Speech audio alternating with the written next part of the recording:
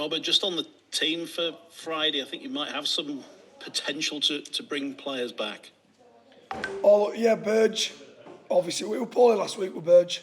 So we got a phone call, I think it was late Thursday night, early Wednesday night, Thursday morning, just obviously saying he's not feeling good. So obviously he had to pull out of the squad, but he's got over that pretty well. Niall Evans has been training with us last week and a half, 2 weeks. So he's potentially going to play tomorrow. So that's really good news from our perspective. He's somebody that obviously I've had in mind for a long time, and someone that's, well, I've considered him for a long time as one of the best fullbacks in the competition. Not only attacking wise, but defensively. That's something that we definitely, obviously, the latter end of the Wigan game show that we need really. We need all hands on deck defensively in that last 30 minutes. So he's going to be a welcome addition, hopefully. What does that mean for George Flanigan? Or potentially George is going to play this week. He's a young kid with a lot of potential, and he's something that we actually look at him and think that he's the long-term future of the club. He's probably somebody who's played more games than he should have, and probably been in the firing line, been on that front defensive line, on his goal line a little bit too often than what he should have done where he is in his career. We should have probably played him for a few weeks, brought him out, let him develop, let him work on his game and bring him back in and do it that way. And George is still a massive part of this squad. You never know. Now could potentially play this game and get injured the way our season's gone, so he needs to be ready and raring to go back in. But from an individual development, I think it's going to be really good for George to actually work on his game, work on the physical side of the game, work on, he's brilliant, he's George. He understands where he's at. He understands that he wants to improve, he wants to get better. He's a player that needs to work on certain aspects of his game, which he will do. But he also needs to be ready and raring to go. If we're called upon, he'll be stepping straight back in. Elliot Wallace has come back into the fold. Where do you see his progression from here on in? And is he disappointed that it didn't work out at Leeds? Probably a little bit disappointing. It didn't go his way. Probably, didn't get any game time over there. Obviously, did a lot of training. For us going forward, he's going to play this. He's been named in the 21, but he's going to play tonight for the reserves. So he'll play for the reserves tonight. He's back in our fold up. Hopefully for us, he's come back a better player. Did play I think he played a few games. Or he did play a few games for their reserves. So hopefully he's picked up some stuff and can aid us moving forward. It's been a while since you've played at the Acu Stadium. That's going to take a bit of getting used to, isn't it? The Acu Stadium, the new name of your home stadium. It's been a while, hasn't it, since you've been there? 50 days, I think it'll be the first time in 50 days since you played at home. What do you want to see from the group, and how much can that home advantage now help you again? Yeah, it's probably something we haven't drawn upon as much as we like to in the past. Our home form, I've said it for a long time, hasn't been great for 2 or 3 years, never mind just this year. We want to put on a performance and a spectacle that first and foremost the fans can be proud of. That's what we want to do.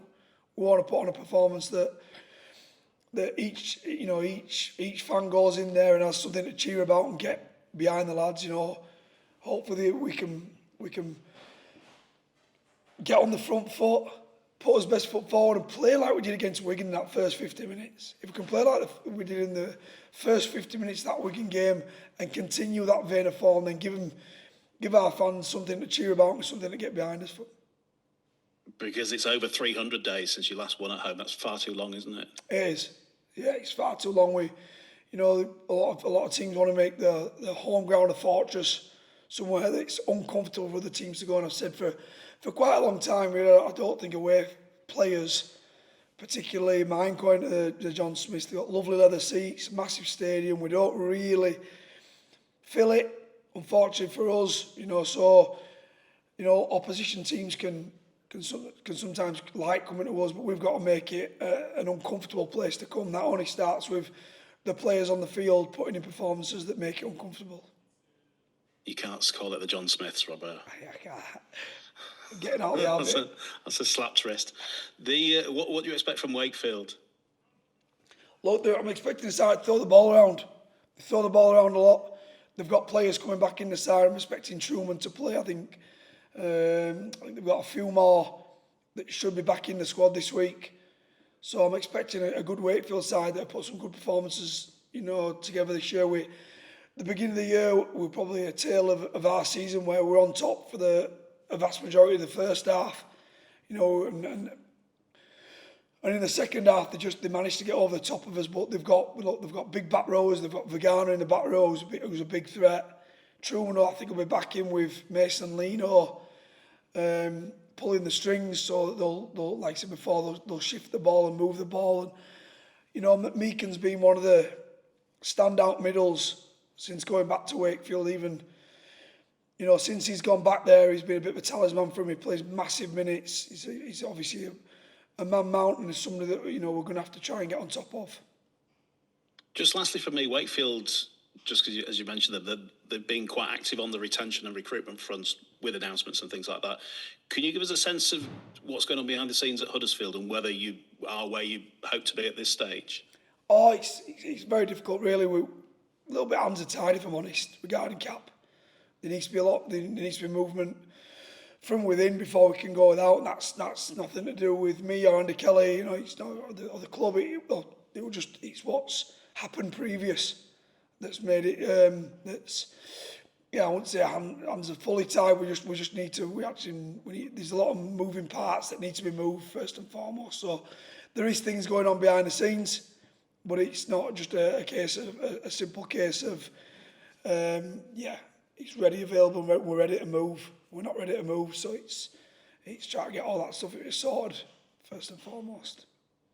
Is that a difficult situation to be in? Because obviously clubs will try and recruit before they work out how much they've got left to then maybe move.